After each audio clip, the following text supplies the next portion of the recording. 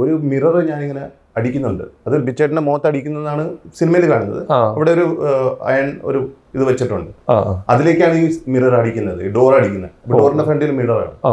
ഞാനൊരു 6 പ്രാവശ്യം ഇത് എൻ്റെ ശക്തിക്ക് പറ്റുന്ന അങ്ങേ അറ്റം ഞാൻ ഇതെടുത്തിട്ട് ഞാൻ അടിച്ചിട്ടും ഇത് പൊട്ടിയില്ല.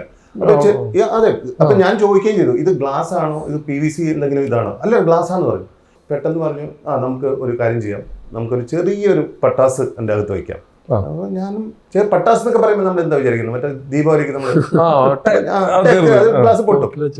അപ്പൊ ഇത് കൊണ്ടുപോകുന്നൊക്കെ ഞാൻ കാണുന്നുണ്ട്. ചെറിയ സാധനം വെച്ചു.